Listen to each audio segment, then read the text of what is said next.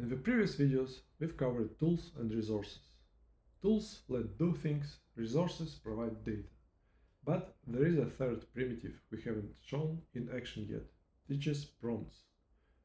Today, we are adding prompts to our Weber server to teach Cursor how to use our tools intelligently.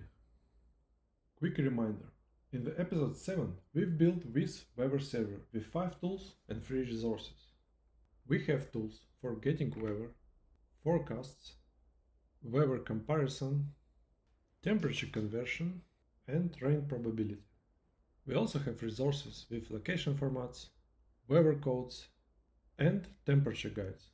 So far it works great, but Cursor has to figure out how to use these tools every single time. Let's say I want to plan a trip. I could ask, help me plan activities for Berlin over the next 3 days based on weather. Cursor will eventually figure it out.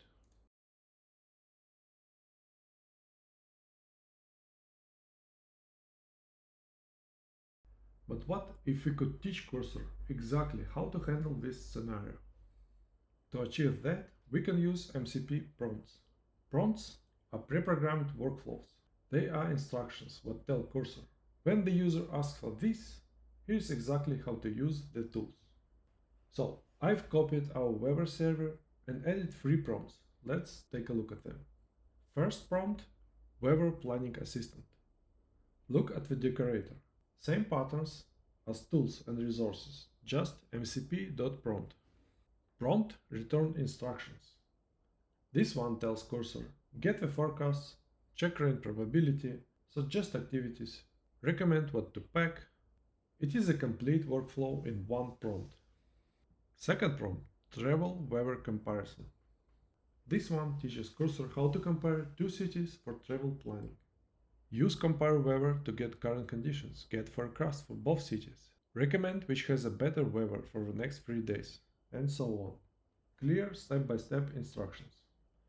Third prompt, Temperature Context. This one converts temperatures to all units and provides real-world context. Notice this, it tells Cursor to use temperature guide resource.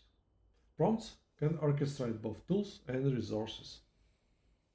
Now let's test our MCP server using MCP Inspector.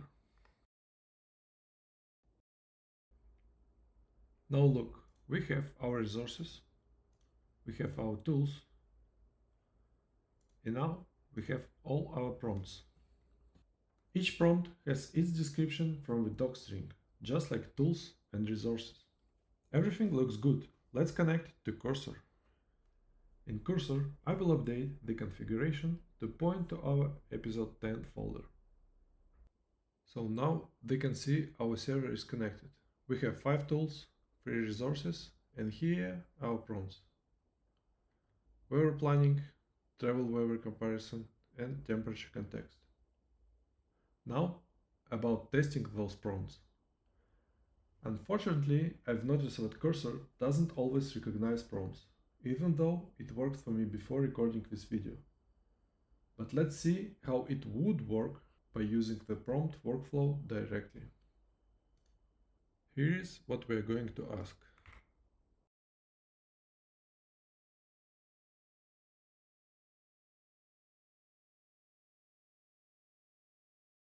And it works. It doesn't use our prompt directly, but that's how it should work.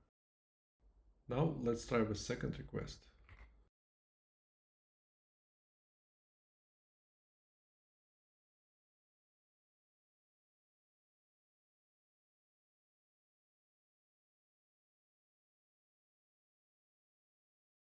Great comparison. Well, again, the prompt would make it automatic. Let's check the last one.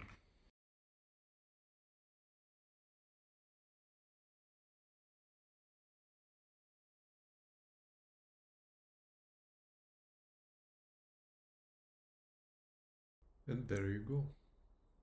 Even though I couldn't demonstrate how Cursor uses our prompts, our server is working. It's always depends on the MCP client, how it supports different features. It might be also related to a current Cursor bug or something like that. Anyway, MCP prompts the third primitive. Now we've covered all three: tools for actions, resource for data, and prompts for workflows. Thanks for watching, see you in the next one.